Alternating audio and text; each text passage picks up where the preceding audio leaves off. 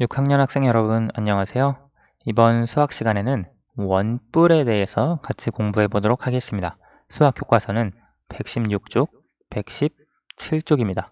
우리 이번 단원의 제목이 원기둥 원뿔 9였는데요. 그 중에 두 번째 원뿔에 대한 내용이네요. 수학 교과서 116쪽 제일 위에 있는 내용부터 살펴보겠습니다. 물건을 모양에 따라 분류해 봅시다. 지금 가나, 다라, 마 5가지 물건이 있는데요. 모양에 따라서 물건을 분류를 할 건데 두 가지 기준으로 분류를 합니다. 원기둥 모양인 물건, 우리가 지난 시간까지 배웠던 것, 그리고 원기둥 모양이 아닌 물건으로 분류를 해볼게요. 원기둥 모양인 물건은 지금 보니까 다 원기둥 모양이죠. 그리고 마 원기둥 모양입니다. 그래서 다와 마는 원기둥 모양인데요. 나머지 가, 나, 라 이 세 가지 물건은 원기둥 모양이 아닙니다. 그렇죠? 우리가 원기둥 모양은 이렇게 밑면이 양쪽에 있고 그 두 원이 합동인 상태로 되어야 하는데 가나라는 원기둥이라고 보기는 어려워요. 자, 원기둥 모양이 아닌 물건의 공통점 가와 나와 라 이와 같은 물건의 공통점을 보면 일단 원이 하나뿐입니다. 원이 이쪽에 바닥에 하나 있고요. 여기도 하나, 그리고 여기 모자도 이쪽 원이 하나. 그래서 평평한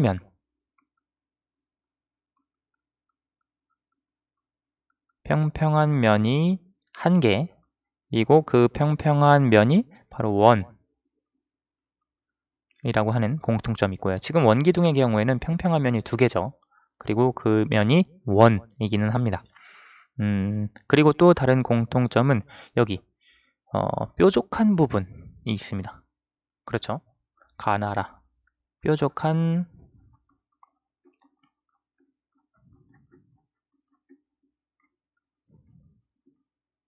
네, 이것 외에도 여러분이 또 보이는 공통점이 있다면 자유롭게 써주셔도 되겠습니다. 자, 그러면 아래로 넘어가 보면 이와 같은 모양의 물건들을 이와 같은 모양의 도형을, 입체 도형을 원뿔이라고 정의를 합니다. 지금 원뿔이라고 하니까 뾰족한 부분이 있는 이런 부분들이 실제로 뿔처럼 보이기도 하죠. 그래서 이것을 원뿔이라고 하는구나. 여기 보면 남자아이가 원뿔에서 평평한 면을 밑면, 옆을 둘러싼 구분면을 옆면이라고 해요. 이제 이것이 원뿔인데요. 이제 원기둥하고 비슷하면서도 조금 다른 부분도 있습니다. 우선 평평한 면을 밑면이라고 하는 건 똑같아요. 원기둥에서도 그랬죠. 그래서 밑면이 두 개 있었는데 원뿔에서는 밑면이 하나뿐입니다.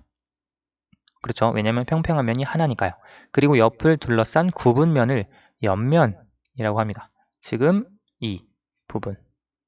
그래서 그 원기둥은 밑면 두 개와 옆면 하나로 이루어져 있었지만 원뿔은 밑면 하나와 옆면 하나로 이루어져 있다고 보시면 됩니다.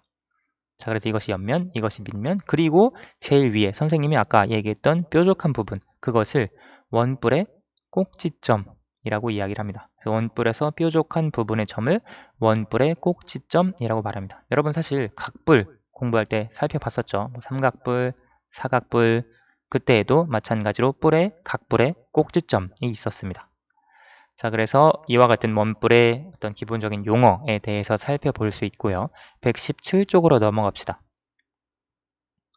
원기둥과 원뿔을 살펴보고 공통점과 차이점을 말해봅시다. 지금 선생님이 설명을 간단하게 하기도 했는데요. 원기둥과 원뿔을 위에서 그리고 앞에서 본 모양의 공통점과 차이점은 무엇이지? 보면 우선 여기 앞에서 보았을 때 지금 이 원기둥 모양은 앞에서 보았을 때 직사각형입니다. 그렇죠? 그냥 이렇게 직사각형. 조금 잘 그려볼까요? 이렇게 직사각형 모양으로 보이고요. 그 다음에 이 원뿔을 앞에서 보면 그 모양이 그냥 이런 삼각형 모양으로 보입니다. 그렇죠? 그래서 직사각형 모양, 삼각형 모양, 그것도 차이가 되겠고요. 위에서 보았을 때 모양은 이렇게 원 모양일 거예요. 원기둥. 그리고 지금 원뿔의 경우에도 위에서 본 모양이 원으로 보일 거예요. 왜 그러냐면 지금 여기 원뿔의 밑면, 하나 있는 밑면이 평평한 이 면이 원 모양이죠. 따라서 위에서 보았을 때 가장 넓은 면이 보이는 현상에 의해서 원기둥을 위에서 보았을 때나 원뿔을 위에서 보았을 때나 공통점은 다 원 모양으로 보인다는 것. 다만 앞에서 보았을 때의 모양은 이렇게 차이가 있었습니다. 자, 그러면 원뿔에서 원뿔의 꼭지점, 아까 얘기했죠. 제일 위에 있었던, 그리고 밑면인 원의 둘레에서 한 점을 이은 선분을 모선이라고 합니다. 원뿔의 꼭지점에서 밑면의 수직인 선분의 길이를 높이라고 합니다. 그래서 원뿔에서도 높이가 있어요. 원기둥에서 이렇게 높이가 있었죠.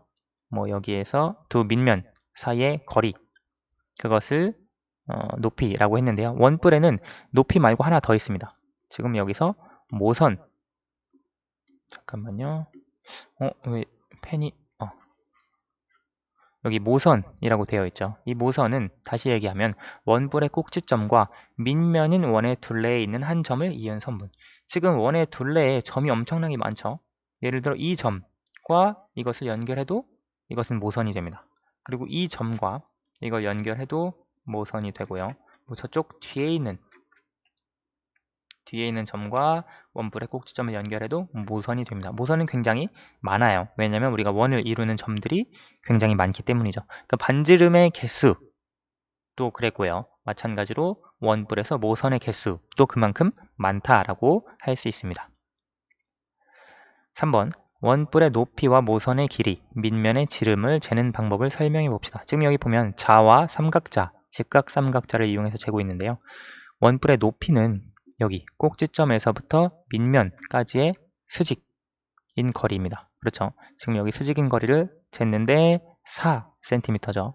그리고 모선의 길이는 여기 원뿔의 꼭지점에서 원 위에 있는 한 점까지의 길이입니다. 그래서 이것도 모선이고요. 이것도 마찬가지로 모선이 되고 이쪽도 모선이 되겠죠. 왜냐하면 이 점이 전부 다 밑면인 원 위에 있는 한 점이니까요. 이것을 실제로 재보니까 5cm가 되겠네요. 그리고 밑면의 지름, 마찬가지로 이 원의 지름을 잴 때 처음 끝에서부터 끝에까지 원에서 그을 수 있는 가장 긴 길이, 그것이 지름이 되잖아요. 그래서 밑면의 지름은 여기가 4, 여기가 10, 따라서 지름은 6cm가 되겠습니다. 4번 한 변을 기준으로 직각삼각형 모양의 종이를 돌리면 어떤 입체 도형이 되는지 알아봅시다.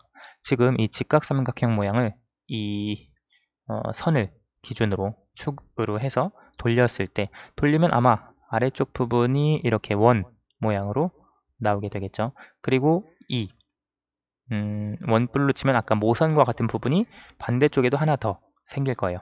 그렇죠. 그래서 이 모양은 우리가 알고 있는 원뿔의 모양과 같죠. 그래서 어떤 입체 도형이 되냐면 원뿔이